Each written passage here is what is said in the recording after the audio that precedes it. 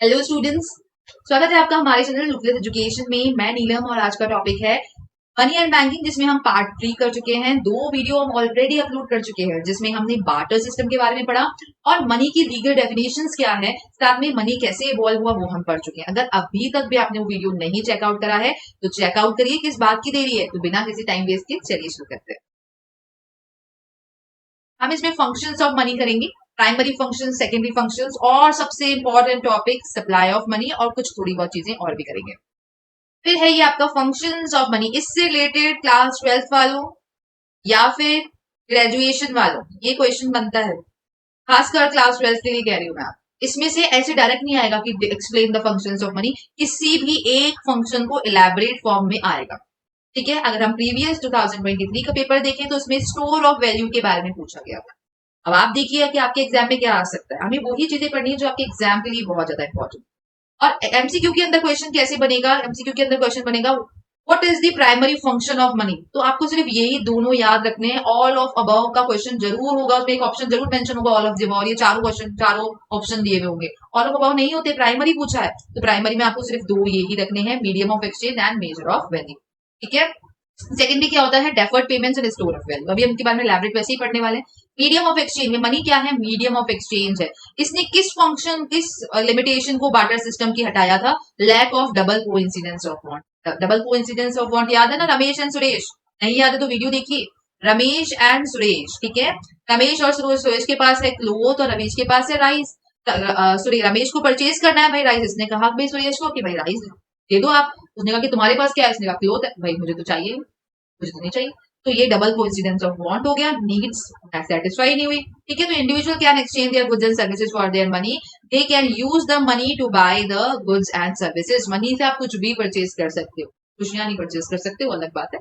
ठीक है, मनी से आप सब कुछ परचेज कर सकते हो। ठीक है, तो कहने का मतलब क्या है कि चाहे गुड्स हो चाहे सर्विसेज हो, आप परचेज कर सकते हो with the help of money. Major of value, money का एक कॉमन, देखो जो जो इसका दिमाग ज्यादा नहीं लगाना। बार्टर सिस्टम आपने वीडियो देखा है, बार्टर सिस्टम में अपन ने डिफिकल्टीज ऑफ बार्टर सिस्टम पढ़ा था। जो उसकी डिफिकल्टीज है वो उसकी इंपॉर्टेंस, वो उसका फंक्शन है। तो यूनिट ऑफ अकाउंट क्या था, हम इसको कॉमन मेजर ही नहीं कर पा रहे थे कि भाई सपोज एक जना कैटल बेच रहा है और एक जना राइस बेच रहा है, तो कितने राइस के बराबर वो एक कैटल होगी, हमें कैसे पता? तो कोई भी मेजर ऑफ वैल्यू नहीं था, लेकिन इसने बता दिया। सपोज अगर जैसे सपोज आप अभी ये लेक्चर देख रहे हैं, ये चल रहा है बार्टर सिस्टम पे। लेक्चर में आप कोई मनी नहीं दे रहे मुझे, लेकिन ये चल रहा है बार्टर सिस्टम में। इसके बदले में आप जरूर सब्सक्राइब करेंगे, मुझे विश्वास है। ठीक है, तो मैं आपको अपनी सर्विस दे रही हूँ, आप बदले में मुझे मोटिवेशन दे रहे हैं थ्रू सब्सक्राइबिंग अस। ठीक है, तो ये बार्टर सिस्टम हो गया। लेकिन मेजर ऑफ वैल्यू में हमारा मेन मकसद क्या होता है कि एक चीज किसके बराबर है वो हमें मेजर करने में डिफिकल्टी होती है। लेकिन आज आप एक पेन परचेज करो, बॉटल परचेज करो, लैपटॉप पढ़ो, मोबाइल कुछ भी परचेज कर सकते हो, उसकी एक पर्टिकुलर वैल्यू होती है। तो under the barter system there was no common measure of value. Different commodities, goods का कोई भी वैल्यू नहीं होता था, लेकिन मनी ने ये प्रॉब्लम सॉल्व कर दिया। ठीक है, प्रोथर, it is very very important. मैंने आपको पहले भी कहा कि आपको ऑथर्स की डेफिनेशन लर्न करनी होगी, इससे एक अलग ही इंपैक्ट पड़ता है टीचर पे। ठीक है, तो money act is a standard major of value which all other thing can be compare. किसी भी थिंग को आप कंपेयर कर सकते हो। पेन खरीदना है 10 रुपए का, 20 रुपए का, 50 रुपए का, आपने कंपेयर कर लिया। लैपटॉप खरीदना है 50,000 का, 1 लाख का, आपने कंपेयर कर लिया। तो ऐसे ही आप कंपेयर कर सकते हो। स्टैंडर्ड फॉर डेफर्ड, डेफर्ड मैंने आपको पहले भी बताया, जो लोग मेरी वीडियो फॉलो कर रहे हैं उन्हें पता होगा। डेफर्ड मतलब फ्यूचर, बाद में पेमेंट देंगे। वो मनी के केस में तो पॉसिबल है, बार्टर सिस्टम में क्यों पॉसिबल नहीं थी? इसलिए थी कि 2 पॉइंट्स आपको एकदम से क्लिक हो जाने चाहिए। देखिए, कंटेंट सब आपको देंगे, लेकिन क्वालिटी कैसे आपको लिखना है, क्या पॉइंट्स में आपको ज्यादा मार्क्स देंगे, उसी पे ही अपन को काम करना है। ठीक है, तो पहले क्या होता था कि जो गुड्स थे उनकी क्वालिटी क्या होती थी, डिटोरिएट हो जाती थी, खराब हो जाती थी। और कैसे दे कि भाई फ्यूचर के अंदर हो सकता है कि वो कैटल रहे ही नहीं, वो गुड्स रहे ही नहीं, ये भी प्रॉब्लम था। ठीक है, तो ये सारी की सारी चीजें जो थी, ये प्रॉब्लम हमने सॉर्ट कर दिया मनी से। Credit has become the life and blood of the capital. भाई इसमें फ्यूचर में क्रेडिट पेमेंट करना बहुत प्रॉब्लम था। फिर बाद में देंगे, उधार पे देंगे, वो प्रॉब्लम था। भाई वो कैटल रहे नहीं, मर जाए तो फिर कैसे करेंगे?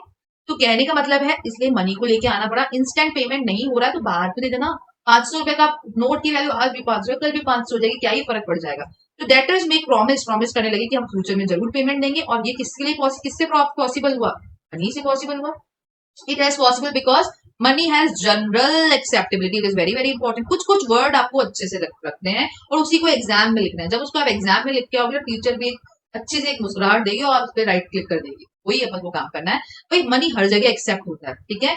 मनी कैसा है, ड्यूरेबल है, बहुत लंबे समय तक चलता है। और होमोजीनियस, होमोजीनियस मतलब हर कोई एक्सेप्ट करता है, सेम है। भाई मेरी नजरों में मनी की वही वैल्यू है जो आपकी नजरों में है, ठीक है। तो मनी की वैल्यू हर किसी की नजरों में क्या होती है, सेम होती है, और एक जनरल एक्सेप्टेबिलिटी भी इसकी है।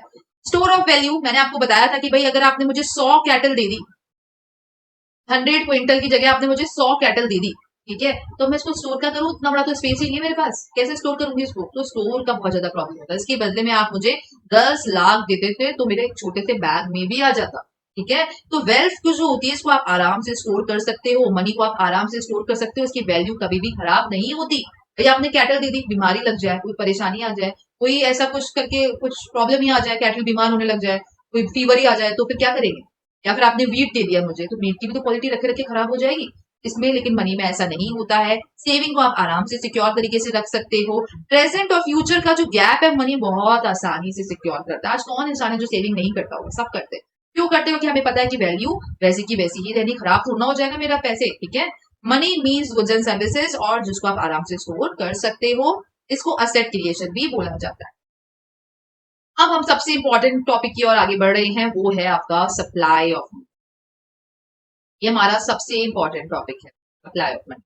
The value of money held by the public at a point of time, इस पॉइंट ऑफ टाइम में जो पैसा लोगों के पास है उसे सप्लाई ऑफ मनी, ठीक है। सप्लाई ऑफ मनी की भाई इतनी सारी हमारे ये क्या है, लोग हैं, इनके पास कितना पैसा होगा, कितना मनी इनके पास होगा एट प्रेजेंट, आपके पास, मेरे पास, पूरी देश की जनता के पास कितना पैसा होगा, उसे क्या बोला जाएगा, सप्लाई ऑफ। अभी क्या आ गया है, पॉइंट ऑफ मनी, ठीक है। पॉइंट ऑफ मनी, तो ये कौन सा कंसेप्ट हो गया भाई, स्टॉक कंसेप्ट हो गया। अभी आपको स्टॉक और फ्लो नहीं समझ में आ रहा है तो मेरा सर्कुलर फ्लो ऑफ इनकम वाला वीडियो देख लीजिए। भाई देखो डाउट्स आपको आ रहे हैं तो अभी से ही क्लियर होने चाहिए।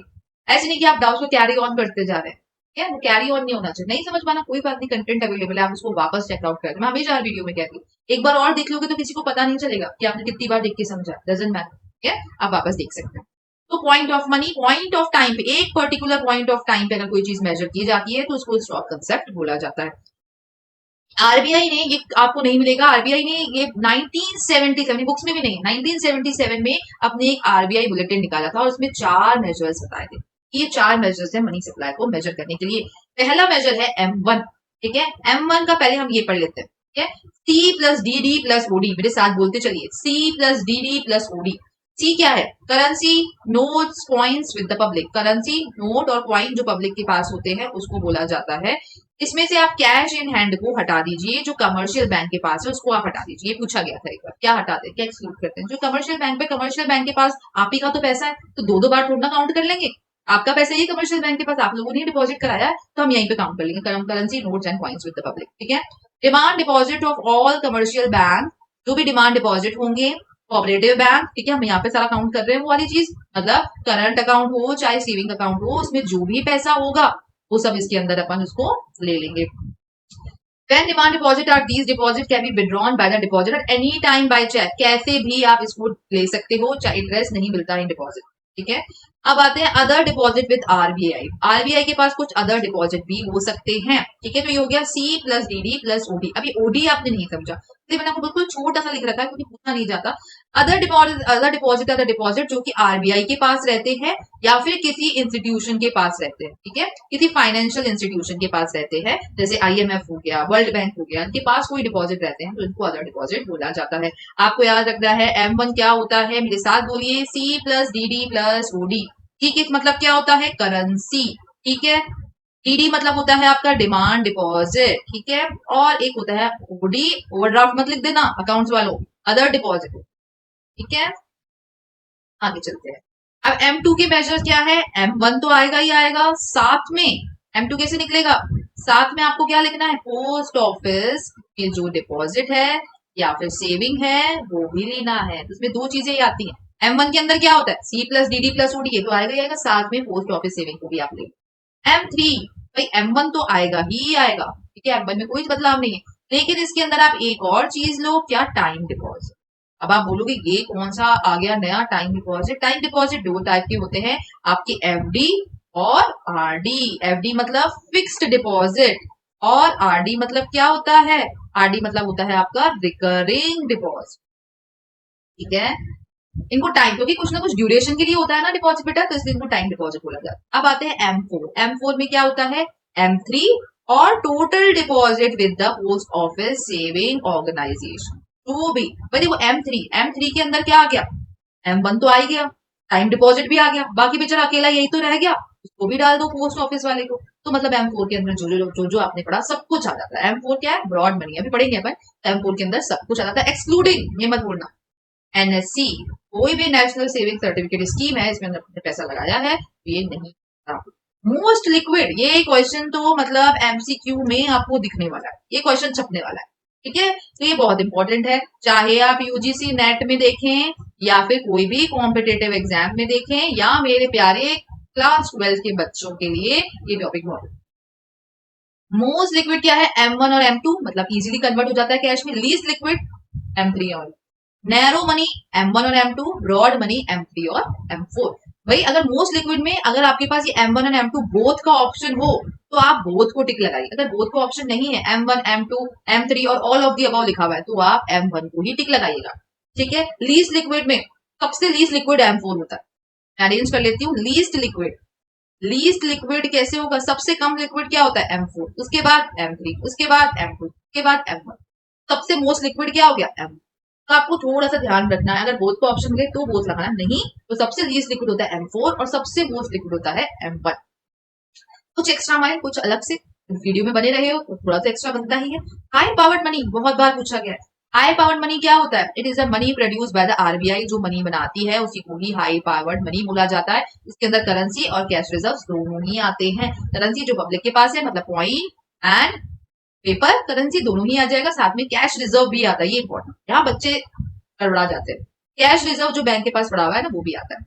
डिमांड डिपॉजिट मैंने आपको ये बता दिया है, ये विड्रॉ करते हैं on the basis of demand, इनको कुछ भी इस पे नहीं मिलता। जनरली इसको करंट अकाउंट से डिनोट किया जाता है, जनरली करंट अकाउंट। तो करंट अकाउंट पे कोई भी इंटरेस्ट नहीं मिलता भाई, सेविंग अकाउंट पे इंटरेस्ट मिलता है, करंट अकाउंट पे नो इंटरेस्ट है या फिर 0%। ये भी क्वेश्चन आया था एक बार कि करंट अकाउंट पे कितना परसेंट इंटरेस्ट मिलता है, 0%, ठीक है। टाइम डिपॉजिट जो एक पर्टिकुलर टाइम के लिए होते हैं, FD एंड RD, ये मैंने आपको बताया, इसमें सबसे ज्यादा इंपॉर्टेंट तो भाई यही, ठीक है।